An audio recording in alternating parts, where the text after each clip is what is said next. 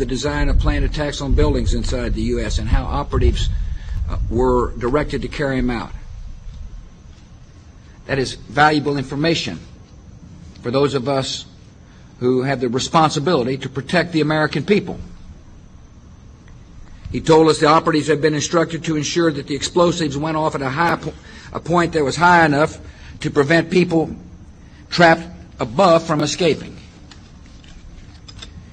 He gave us information that helped uncover Al-Qaeda cells' efforts to obtain biological weapons. This is Building 7, a 47-story skyscraper that fell on the afternoon of September 11th. The government says that fire brought it down. However, 1,500 architects and engineers concluded it was a controlled demolition. Over 6,000 of my fellow service members have given their lives. And thousands of my fellow first responders are dying. I'm not a conspiracy theorist. I'm a structural engineer. I'm a New York City correction officer. I'm an Air Force pilot. I'm a father who lost his son. We're Americans, and we deserve... I lost my husband. My son. My uncle. My nephew. September 11th, 2001. Most people don't know a third tower fell that day. The government says fire brought it down. The collapse of World Trade Center 7 was primarily due to fires. I, along with 1,400 other architects and engineers, have found the government's conclusion to be physically impossible. Impossible. We need the truth about what happened that day. Go to rememberbuilding7.org. Why it fell, why it matters, and what you can do.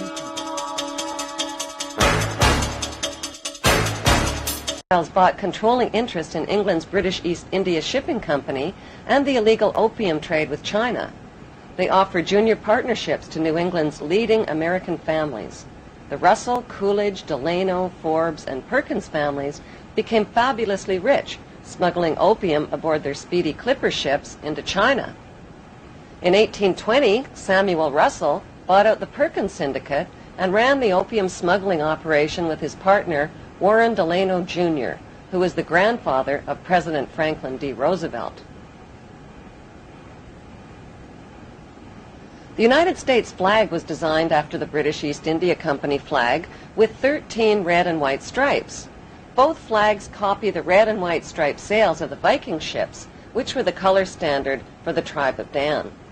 Finally, Britain found a commodity that China would take: opium. Imported from India.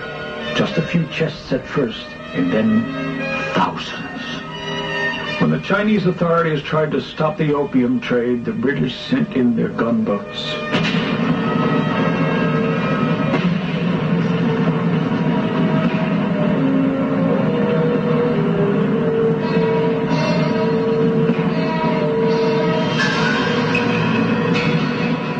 After nearly 20 years of turmoil, the Treaty of Tianjin in 1858 not only allowed opium to be imported, but handed over China's ports and all her international trade to Western control.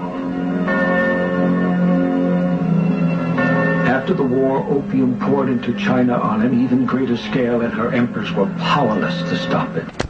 In 1842, the British stole Hong Kong from China in an opium drug deal called the Treaty of Nanking. The Russell family, who controlled the U.S. arm of the Rothschild drug smuggling operations, set up the Skull and Bones fraternity at Yale University. America's big money families formed the fraternity's inner power circle. Taft, Russell, Schiff, Harriman, Bush, Warburg, Guggenheim, Rockefeller, Stimson, Weyerhaeuser, Vanderbilt, Goodyear, and Pillsbury were all members. These families intermarried over the generations to form America's big money aristocracy. Skull and Bones member Alphonso Taft catapulted his son, William Taft, right into the top job at the White House. President Taft's 17th Amendment to the United States Constitution guaranteed the right of big money insiders to hand-pick senators and buy control of the United States Senate. Today, the most influential members of the CIA, the U.S. government, and big finance are Skull and Bonesmen.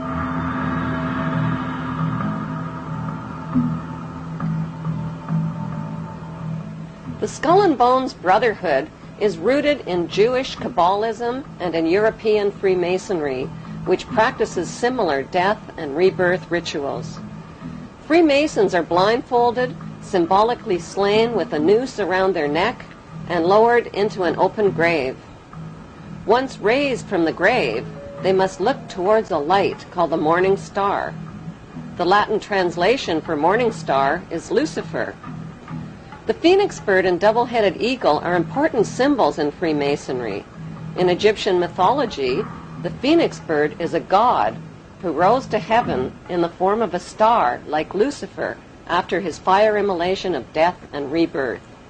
Death and rebirth themes in satanic witchcraft are marketed to youth in movies like Harry Potter and Lord of the Rings.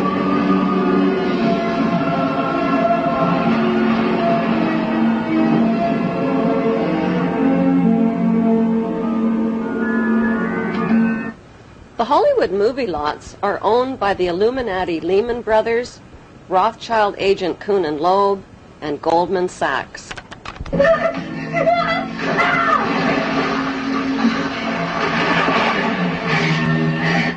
Freemasonry has a pyramid structure. The highest level is a 33rd degree Mason. Solomon's Temple in Israel was located at the 33rd parallel. Most Masons remain at the 3rd degree and provide a cover through their community charitable activities. The Illuminati at the top of the pyramid is the all-seeing eye. At the bottom are the unthinking, hard-working, law-abiding, tax-paying, God-fearing debt slaves called the Goyim, or sheep. Giuseppe Mazzini of Italy was a 33rd degree Mason who replaced Adam Weishaupt as head of the Illuminati in 1834. Mazzini was a member of the Italian Carbonari and created the Mafia's blood rituals and secret oath. He gave the dreaded Cosa Nostra the name Mafia. Mafia is an acronym spelling the names of the original mafiosa godfathers: M for Mazzini, A for Otto Riza, F for Ferti, I for Incendi, and A for Avaligmenti. The Mafia arrived on American shores in the 1890s with Illuminati financing to establish underground networks and the black market system. Mazzini appointed America's Albert Pike as sovereign pontiff of Universal Freemasonry and the coordinator of the Illuminati U.S. activities. Pike was a Tennessee Ku Klux Klan judicial officer. A known Satanist, Pike indulged in phallic worship and the occult. He wore a satanic Baphomet symbol around his neck and used his bracelet to summon Lucifer. Pike used the KKK to keep blacks out of the Masonic lodges. In August 1924, Imperial Wizard Hiram Wesley Evans organized a parade of 40,000 Klan members down Washington's Pennsylvania Avenue to the Washington Monument. This event proved the Klan had achieved power, not just in the South and Midwest, but on a national level. In a letter to Mazzini dated August 15, 1871, Pike graphically outlined a blueprint for 3 planned world wars. World War I would weaken, topple, and destroy the powerful Tsarist government in Russia. World War II would pit Great Britain against Germany, destroy Nazism, and create the Zionist state of Israel. World War III would be ignited by fueling aggression between the Zionists of Israel and the Arab world, who would eventually destroy one another. Social, political, and economic chaos would then force the masses to accept one world army and one world government ruled by the Illuminati. In Pike's famous Masonic guidebook called Morals and Dogma, he writes, "Lucifer, light bearer, strange and mysterious name to give to the spirit of darkness. Lucifer, the son of the morning, is it he who bears the light? Doubt it not."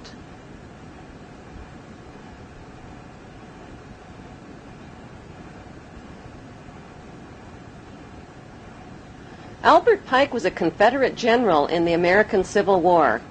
The Rothschilds sent British agents to conspire with Pike and with U.S. politicians and provoked the rebellion that started the American Civil War.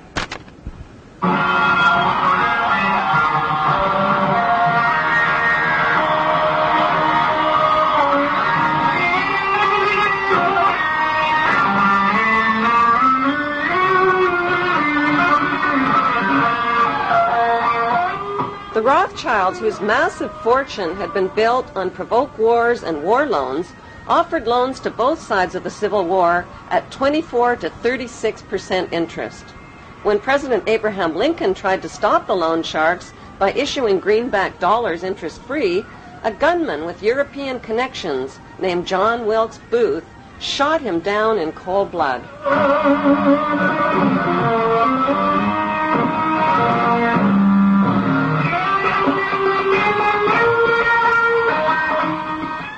Following the Civil War, Albert Pike was convicted of treason and sent to prison, but President Andrew Johnson, a 33rd-degree Mason, pardoned him.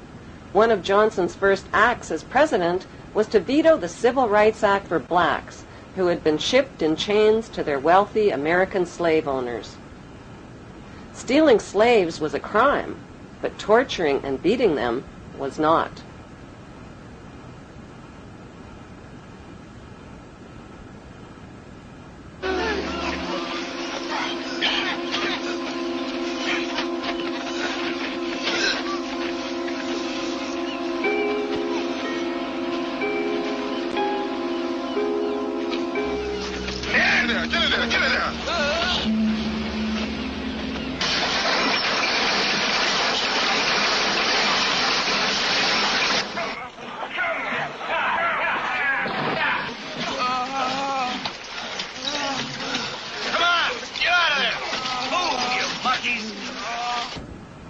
A statue of Albert Pike, a convicted traitor, Satanist, 33rd-degree Mason, and Ku Klux Klan racist, stands today in the heart of Washington, D.C. On the opposite side of America stands an honorary statue of Giuseppe Mazzini, the Illuminati mafia boss who put the letter M for Mazzini into the name Mafia. Close by is another statue donated by French Grand Orient Temple Masons